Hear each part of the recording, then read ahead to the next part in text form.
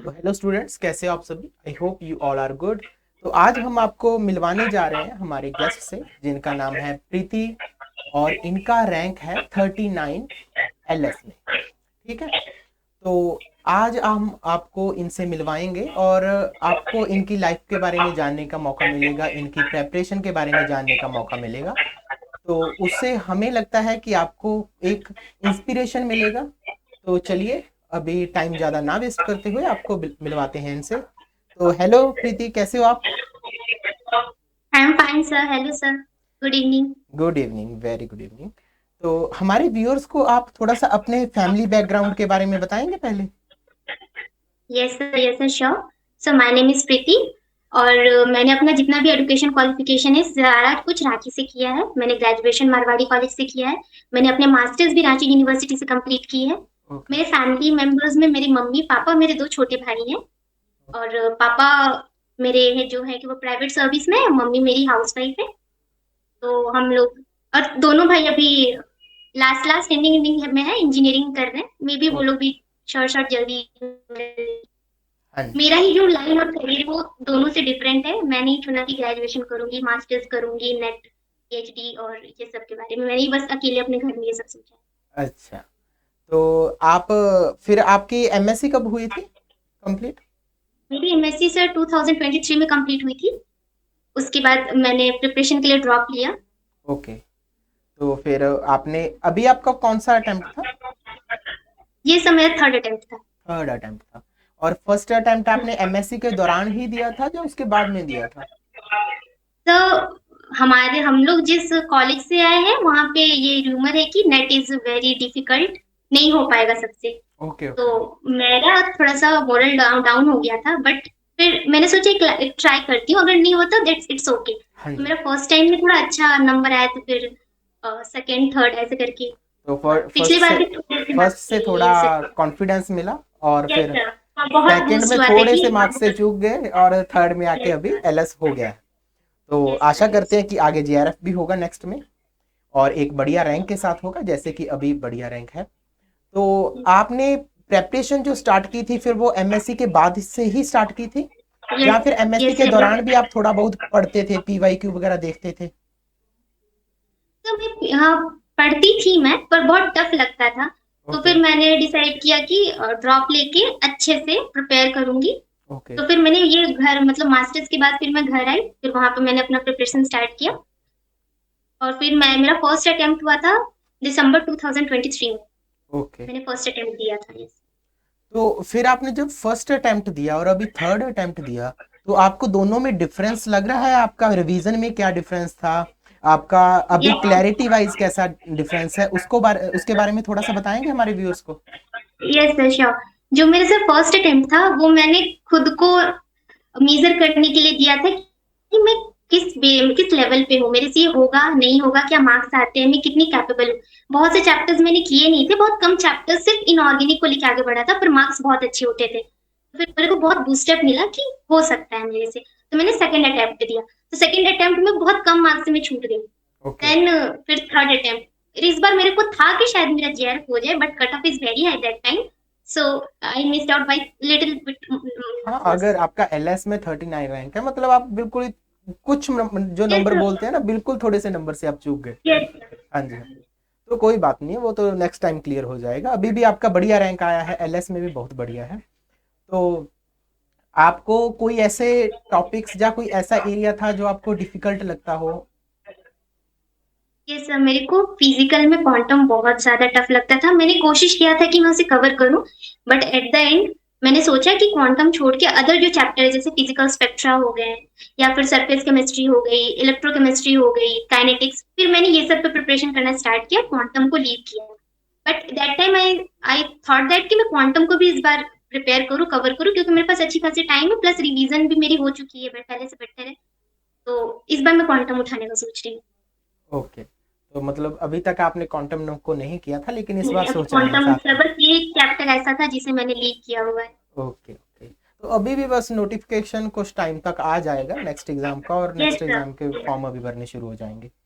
तो मेरे को ऐसे बताइए कि आपने जैसे प्रेपरेशन किया, तो आपको क्या लगता है कि हमें रिवीजन ज्यादा इंपॉर्टेंट रहती है या फिर प्रीवियस ईयर क्वेश्चंस मतलब देखना ज्यादा इंपॉर्टेंट रहता है, तो या दोनों बैलेंस करके चलना चाहिए? आपका शेड्यूल कैसा रहता था?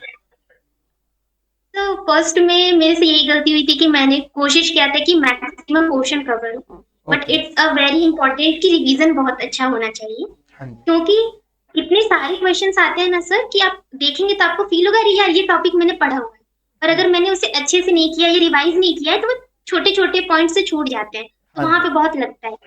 तो इसीलिए मेरे नजरिए से प्रीवियस ईयर क्वेश्चन भी बहुत जरूरी है सर, हम्म। लेकिन रिवीजन उससे ज्यादा मस्ट है। हम जितना रिवाइज करेंगे उतनी क्लैरिटी आएगी हमारे कॉन्सेप्ट में, और हाँ जी। अगर उससे ट्विस्ट करके भी कोई नया क्वेश्चन बनता है तो हम अटेम्प्ट करने के एबल होंगे कि हम लोग उसका अटेम्प्ट कर पाएंगे। और चैप्टर्स कवर करने में हमें लगता है कि हमने इतने इतने मार्क्स के कवर कर लिए, बट अल्टीमेटली हम अटेम्प्ट नहीं कर पाते हैं एट दैट मोमेंट, इतना प्रेशर होता है हमारे ऊपर, और हाँ जी। क्वेश्चन ट्विस्टेड ही आते हैं, सिंपल आते नहीं है। तो वो तो है, वो तो फिर नेट एग्जाम ही कैसा अगर इसके अंदर यस। ट्विस्टेड क्वेश्चन ना आए तो आपका ऐसा कभी हुआ था, जैसे आपने 3 अटेम्प्ट दिए तो तीनों में आपको पता चला होगा कि कई बार ऐसा हुआ है कि आपने पेपर में कुछ क्वेश्चंस ऐसे ही रह गए जो आपने अटेम्प्ट देखे ही नहीं, अटेम्प्ट तो करना दूर की बात है। हाँ सर, ऐसे भी होते हैं क्योंकि बहुत सारे क्वेश्चंस होते हैं, हम लोग ओवरव्यू करते हैं फर्स्ट टाइम, उसके बाद फिर सॉल्व करना रहता है, पेपर थोड़ा लेंदी भी होते हैं, हम्म। तो ऐसे में थोड़े छूट जाते हैं, तो हमें अपने उस पे थोड़ा टाइम देना पड़ेगा कि हम कितने फास्ट हैं, कितने प्रैक्टिस किए हुए हैं, कि अगर कुछ सर बहुत जगह पे ऐसा होता है कि हम लोग किसी किसी चीज का वैल्यू भूल जाते हैं, छोटा छोटा सा, हाँ तो जी। वहां पे फिर उसको रिवाइज करना कि वो क्या नंबर था, क्या प्रोसेस था, क्या स्टेप्स थे, इसलिए रिवीजन और प्रैक्टिस मस्ट तो बहुत इस ज्यादा चीज के चाहिए। लिए मेरे को लगता है मॉक टेस्ट ज्यादा इंपॉर्टेंट रहते हैं, तो यस सर, आपको मॉक मॉक टेस्ट टेस्ट बहुत आपने कितने के इंपॉर्टेंट। दिए थे उसके बारे में बताएंगे व्यूअर्स को? सर मॉक टेस्ट तो मैंने आईएफएस का लिया था ओके। उस टाइम पे, और उसमें मेरे को अच्छे मतलब डिस्काउंट में मिल गया था, 10 क्वेश्चंस पेपर थे, और तो मैंने अटेम्प्ट किया था, मैंने 4 या 5 मैंने मॉक टेस्ट दिए थे जिसमें नंबर मेरे अच्छे आ रहे थे, 80 85 प्लस आ रहे थे ओके ओके। मेरे नंबर। तो मॉक टेस्ट से एक आपको टाइम मैनेजमेंट का भी पता चलता है ना, भी कितना यस टाइम सर। कौन से सेक्शन को देना है हमने, और हम्म। किस टाइम तक हमने कितना सिलेबस, हम सॉरी सिलेबस कह दिया, क्वेश्चंस अटेम्प्ट करने हैं। कई बार हम टारगेट लेके चलते हैं कि हाँ फर्स्ट 1 घंटे में हमने इतने क्वेश्चंस अटेम्प्ट करने हैं, और जब वो टारगेट हमारा वहां पे जाके होता नहीं है, पूरा नहीं होता है, तो कैसा फीलिंग रहता है? आप उसके बारे में बताएंगे? आपने कोई टारगेट लिया था भी मैंने पहले 1 घंटे में इतने क्वेश्चंस अटेम्प्ट करके करने हैं, ऐसा कुछ आप सोच के गए थे? हाँ सर, मैंने भी एक टारगेट सेट करके गया था कि इतने इतने क्वेश्चंस करने हैं, वो भी करेक्ट करने हैं, और वो निगेटिव मार्किंग को जितना अवॉइड कर सकूं करूं, हाँ जी। पर तो भी निगेटिव तो हुआ है। हम्म। अगर वो छूटा है तो वो निगेटिव की वजह से ही थोड़ा सा छूटा है, हम्म। I know that. तो मेन होता है कि मॉक टेस्ट देने से सर मेरे को ये बेनिफिट होता था ना कि मेरे को पता चलता था कि मेरा ये पोर्शन अभी भी कमजोर है, या अभी ओके। भी इसमें डाउट है। मैं जैसे मेरे को लगता था मैंने कंप्लीट कर लिया है, मेरे को आता है, पर जब मैं सॉल्व करने जाती थी तो सिली मिस्टेक्स हो जाते थे, या फिर मैं वही मतलब वही मिस्टेक को रिपीट कर रही होती थी, तो मुझे पता चलता था कि मुझे ये पोर्शन पे अभी और टाइम देना है, इसे और पढ़ना है। तो इससे क्या होता था कि मेरे को अपना पता चलता था कि क्या टॉपिक अच्छे से हो गए हैं, किसको और टाइम देना, और किस टॉपिक को एकदम नेग्लेक्ट करना कि अब मेरे से नहीं हो रहा है, लास्ट टाइम है, छोड़ो, जो हो गया सो हो गया, आगे बढ़ते हैं वाला टाइम। वो सर मॉक टेस्ट बहुत हेल्प करता है हम लोग को तो लास्ट लास्ट मोमेंट। अभी आप मेरे को ऐसे बताइए कि लास्ट के जो 10 दिन थे, ठीक है, एग्जाम के पहले के, उसमें आपका क्या रूटीन था डेली का?